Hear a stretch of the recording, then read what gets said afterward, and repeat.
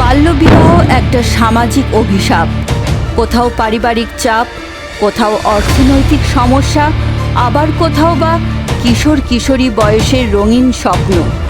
দুনিয়া হাতের মুঠোয় এনে দেওয়া মোবাইল, অন্তর্জালের জাল কিংবা সামাজিক মাধ্যমের ফাঁদে পড়ে হচ্ছে বাল্যবিবাহ। করোনার মহামারীর পরে হয়তোবা তা আরও বেড়েছে।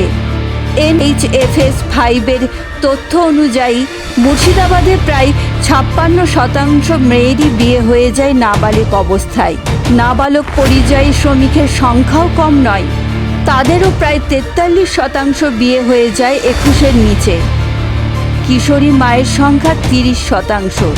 উদ্বিগ্ন পশ্চিমবঙ্গ শিশু সুরক্ষা কমিশন থেকে জেলা প্রশাসন। বেড়েছে পুলিশের তৎপরতা। সচেতনতা বাড়াতে প্রশাসনকে সঙ্গে নিয়ে কাজ করে সিনি।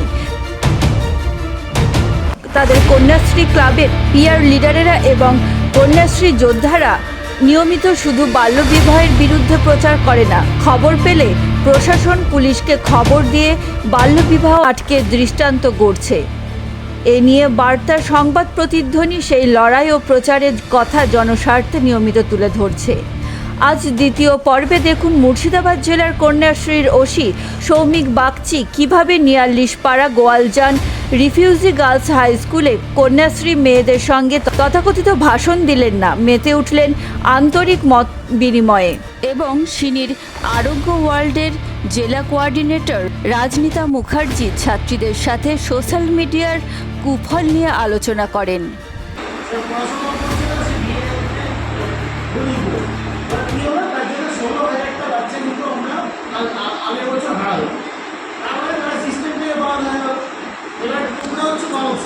আমাদের দেশে তোমরা যদি ভালো দাও তাহলে তো সেটা দেশের অর্থনীতিতেই ভালো হবে।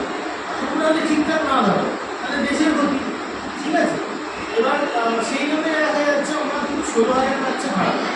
এইবার যদি তুমি আরেকটা মানে ইয়ে দেখো, সেটা হচ্ছে যে পরিসংখ্যান দেখো, একটা হেলথ ডিপার্টমেন্ট আমাদের দিচ্ছে, সেটা আরও খারাপ। সেটা দেখাচ্ছে যে তোমাদের বয়সী বাচ্চাদের টিনেজ প্রেগনেন্সি 40,000-এরও বেশি। তাহলে এনরোল্ড নয় আরও অনেক বাচ্চা।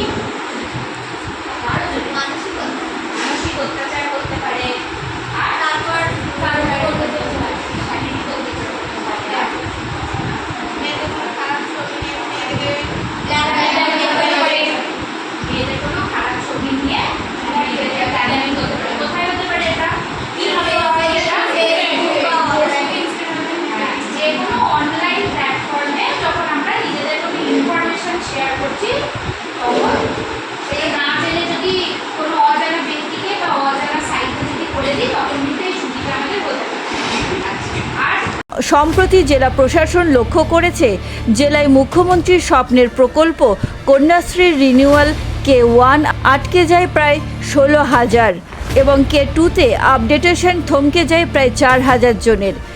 পিছনে কি ড্রপ আউট না বাল্যবিবাহ তা জানতে প্রশাসন বাড়ি বাড়ি সমীক্ষায় অঙ্গনওয়াড়ি কর্মীদের পাঠাচ্ছে।